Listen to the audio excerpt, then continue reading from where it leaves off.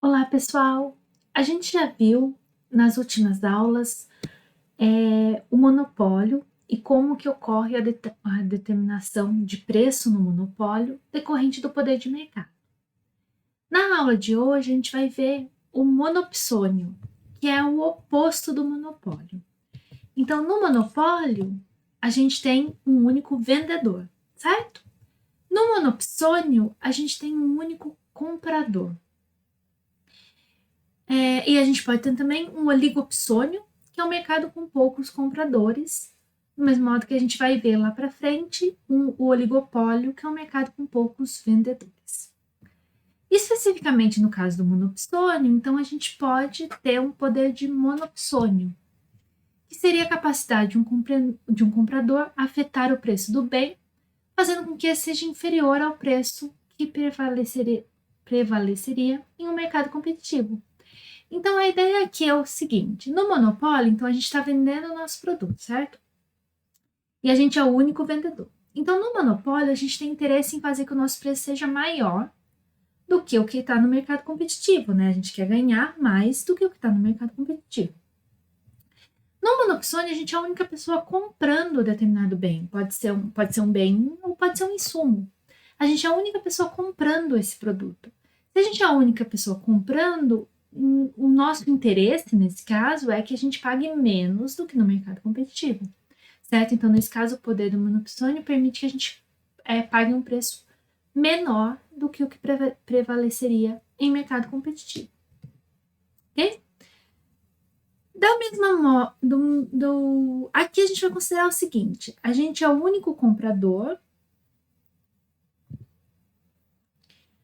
ok? A gente vai considerar que a gente está no mercado competitivo, ok? Então, no mercado competitivo é um tomador de preço. O preço, nesse caso, vai ser igual à despesa marginal, que é igual à despesa média. Okay? Então, se a gente tem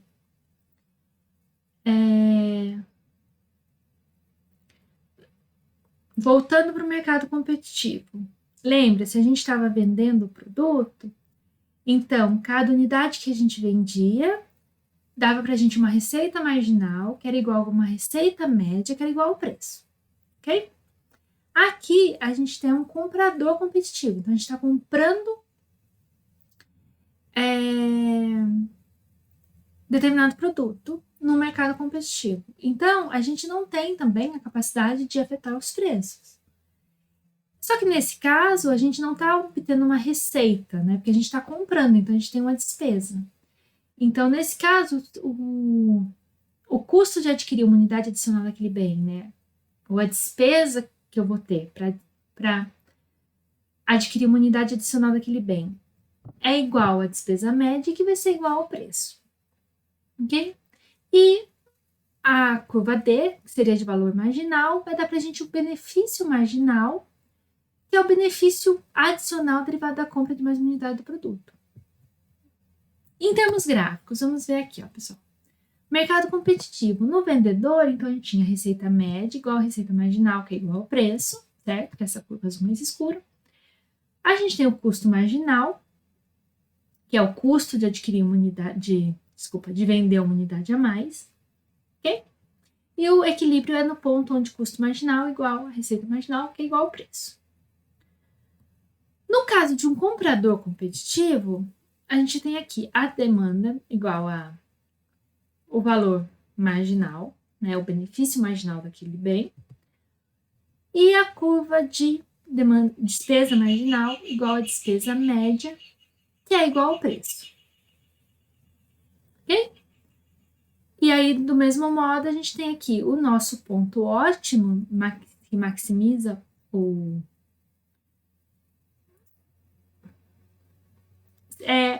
ponto onde a gente tem despesa marginal igual ao preço igual ao valor marginal. Indo agora para um comprador monoopcionista, que é o foco dessa aula, ok? No comprador monoopcionista, a gente tem o que, então? A gente vai ter as curvas de as curvas de despesa marginal e a curva de oferta, que é igual a de despesa média, ok? Então, isso é quanto que a gente está pagando, gastando por uma unidade extra, ou quanto a gente está gastando na média para aquele nível de compra, ok? E o valor marginal, que é qual o benefício que a gente está tendo com aquele nível de compra. Observe que as curvas são parecidas com as de monopólio, só que é o contrário, né?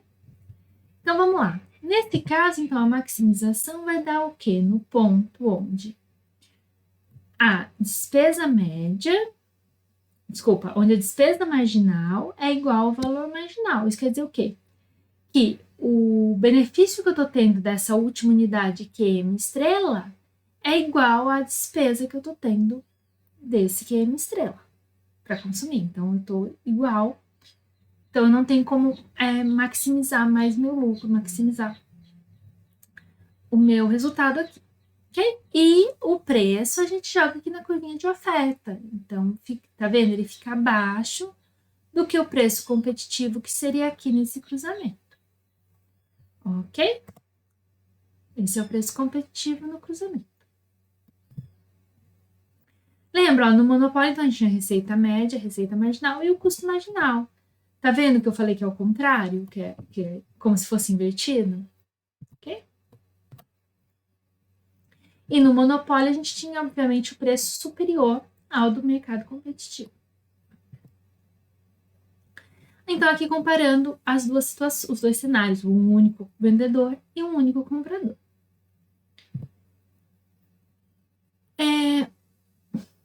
Então, no caso que a gente tem poucos compradores no mercado, a gente espera que eles sejam capazes de influenciar o preço que pagam. Do mesmo modo que tem quando tem poucos vendedores, eles podem ser capazes de influenciar o preço que cobram. Certo? Então, como eu disse lá no comecinho, o poder de monopsônio vai possibilitar pagar um preço menor do que o valor marginal do produto. Esse monopsônio, ou grau de poder de monopsônio, vai depender da elasticidade de oferta de mercado. Quanto menos elástica a oferta, maior o poder de monopsônio. Isso quer dizer que o vendedor, né, tem pouca margem de reação. O número de compradores, quanto menor o número de compradores, também menos elástica. E a interação entre esses compradores. Então, quanto menos intensa a competição, maior o poder de monopsônio. Aqui, vendo a elasticidade, ó, pessoal. No primeiro gráfico, a gente tem, então, despesa marginal e despesa média bem deitadinha, bem elástica, e no segundo gráfico, mais inelástica. Observe que quando ela é bem elástica, a gente tem aqui um poder de mercado menor do que a gente tem quando ela é mais inelástica. Ok? Muito bem. E o cálculo do peso morto do poder de monopsônio, ele vai ser similar ao cálculo que a gente já fez lá no poder de monopólio.